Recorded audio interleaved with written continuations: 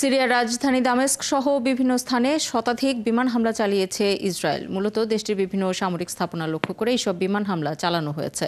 Golan মালভূমিতে সিরিয়ার নিয়ন্ত্রিত এলাকা দখলে নেয়ার পর এবার ইসরায়েলি ট্যাঙ্ক দামেস্কের উপকণ্ঠে পৌঁছে গেছে বলে জানিয়েছে স্থানীয় গণমাধ্যমগুলো। এদিকে সিরিয়ায় এই হামলার ঘটনায় নিন্দা জানিয়েছে মধ্যপ্রাচ্যের দেশ কাতার, সৌদি আরব ও ইরাক।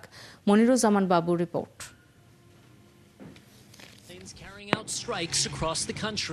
সিরিয়ার প্রেসিডেন্ট বাশার আল আসাদ ক্ষমতাচ্যুত হওয়ার পরপরই দেশটিতে একের পর এক হামলা চালিয়ে যাচ্ছে ইসরায়েলি বাহিনী। কালার এক্সপার্ট, জর্জ স্যাপ এবং মাইল্ড অন হ্যান্ডস টেকনোলজি সমৃদ্ধ অরিক্স ক্রিস্টাল ওয়াশ আপনার লন্ড্রি এক্সপার্ট। ইসরায়েলি নিরাপত্তা বাহিনী জানিয়েছে বাশার আল আসাদের পতনের পর নিজেদের ইতিহাসে সিরিয়ার সবচেয়ে বড় হামলা চালিয়েছে তারা। গত 2 দিনে রাজধানী দামেস্ক সহ সিরিয়ার 250টিরও বেশি সামরিক লক্ষ্যবস্তুতে হামলা চালানো হয়েছে বলে জানায় তারা। এছাড়া গোলান মালভূমিতে সিরিয়ার নিয়ন্ত্রিত এলাকা দখলে নেয়ার পর এবার ইসরায়েলি ট্যাঙ্ক দামেস্কের উপকণ্ঠে পৌঁছে গেছে বলে জানিয়েছে স্থানীয় গণমাধ্যম।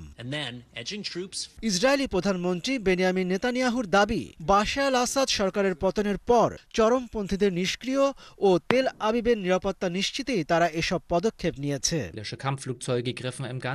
এদিকে কাতার ভিত্তিক সংবাদ মাধ্যম আল জাজিরা জানিয়েছে দামেস্কের কাছে অবস্থিত 3টি সামরিক ঘাঁটি লক্ষ্য করে ব্যাপক হামলা চালায় ইসরায়েলি বাহিনী। এতে ঘাঁটিগুলো পুরোপুরি ক্ষতিগ্রস্ত হয়েছে। এছাড়া দক্ষিণ পশ্চিম সিরিয়ার দারাতে ইসরায়েলি হামলায় 3 বেসামরিক নাগরিক নিহত হয়েছেন। যুক্তরাজ্য ভিত্তিক সিরীয় পর্যবেক্ষক সংস্থা SOHR জানিয়েছে রাসায়নিক অস্ত্র উৎপাদনের সাথে যুক্ত একটি গবেষণা কেন্দ্রেও হামলার শিকার হয়েছে। বিশেষ করে ওই কেন্দ্রটি রকেট উন্নয়নের জন্য ইরানি বিজ্ঞানীদের দ্বারা ব্যবহৃত হতো বলে মনে করা হচ্ছে। অন্যদিকে ইসরায়েলের এমন হামলা ও গোলান মালভূমির সিরিয়া নিয়ন্ত্রিত এলাকা দখলে নেওয়ায় নিন্দা জানিয়েছে মধ্যপ্রাচ্যের দেশ কাতার, সৌদি আরব ও ইরাক।